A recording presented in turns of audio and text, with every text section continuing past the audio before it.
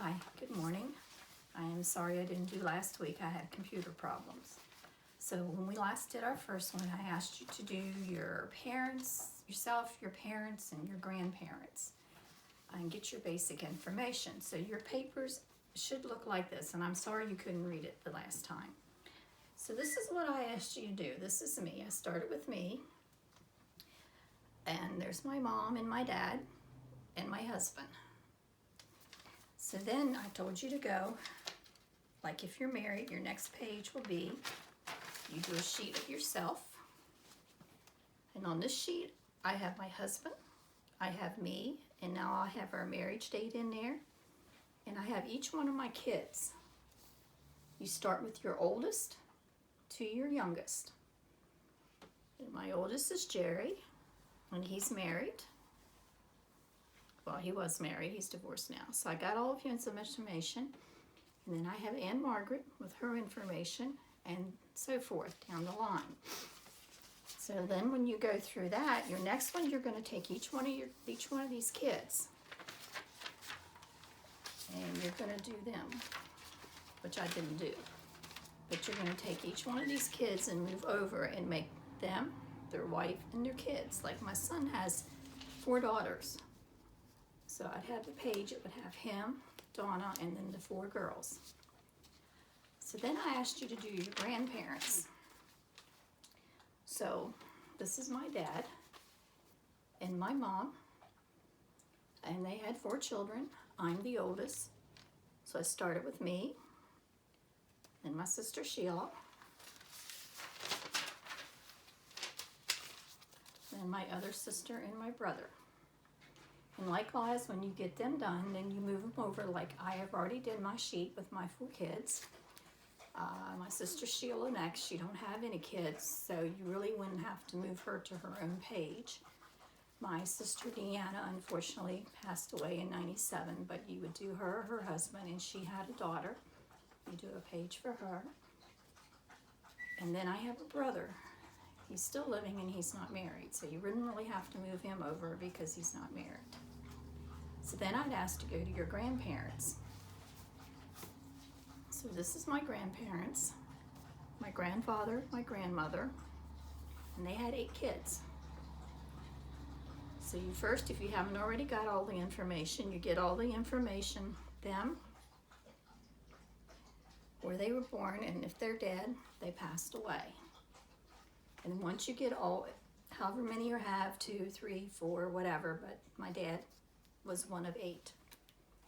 So then you go and you take the oldest one, which is my Uncle Elmer, and you turn and you start a page. You have him, his wife, and they both have passed away.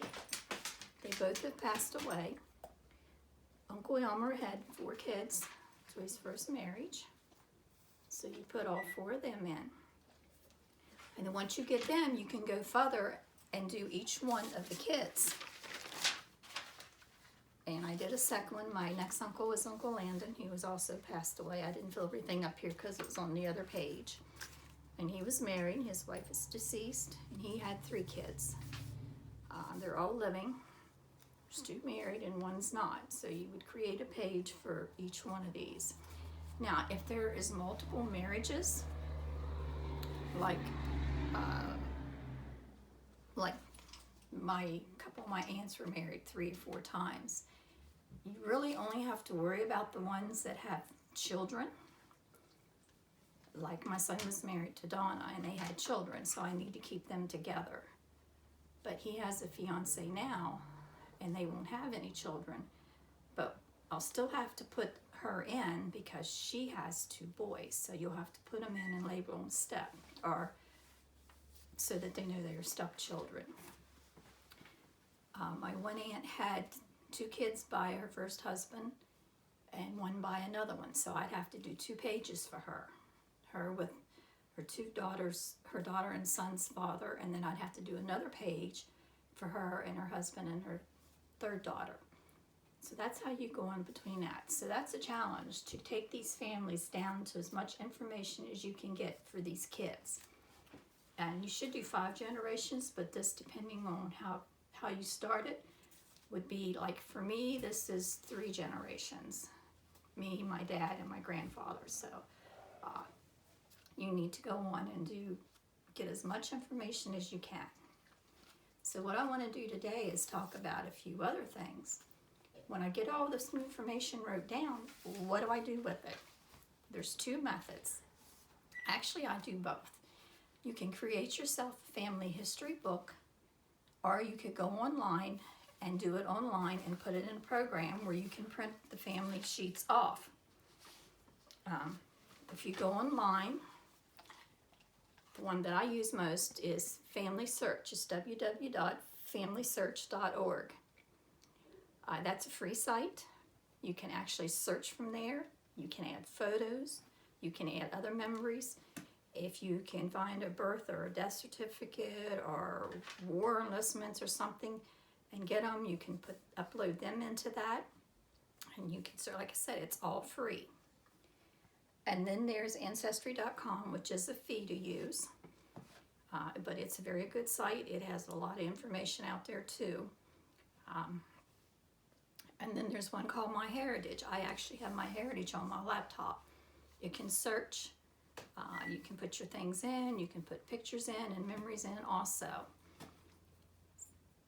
So when you get these downloaded, you go in and you add your stuff in. And they're a lot of fun to work with and do the same format. And like what you're going to need is what I have been telling you you're going to need. Place of birth, date and place of birth, date and place of death if they're passed, where they're buried, and if they're married, you need their marriage date and where they were married. And you can go on these sites and search for that. Another place to get information is a site called Find My Grave, which I'm going to bring up here in a second and show you. When you go to Find My Grave, it's also a free site, and you need to know the name of the church, the city, town, county, and state that they're in. And sometimes when you go to that, I don't know if I said this last time or not, if you can find one grave, but when you bring up the list of names, sometimes you can find more family. Or when you go into that person, like my Uncle John, I didn't have his mother or his father, and it wasn't in his obituary.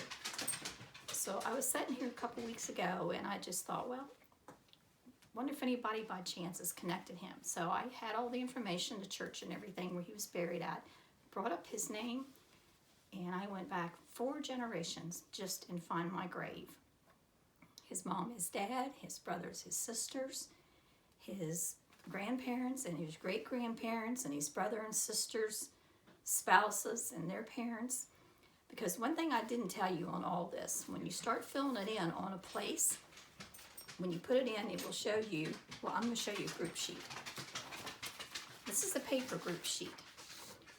And if you look, everything I've told you but this one thing. This is the thing. You start at the top with the husband.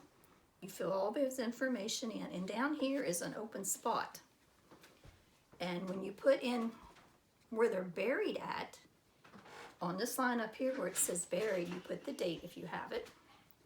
And you put the city or town, the county, and the state. Now, where do you put the name of the graveyard? Down here in this box. You can stick it down here in this box and say, Pleasant Grove Church of Needmore. Of course, you already have the address up here where he was buried, so all you have to do is put the name of the church down here. And then, right here on this real dark space you see, it says husband's father and husband's mother. That connects this sheet to the next one when you make a sheet with his mother and father with him on, with his brothers and sisters. And these are 2-sided. You can get these through the Family Search, through the wiki. They have forms that you can print off. If you would like, I can scan this in and upload it to Yahoo. Now it is 2-sided. So you can make it 2-sided because I'm going to have to do one side at a time.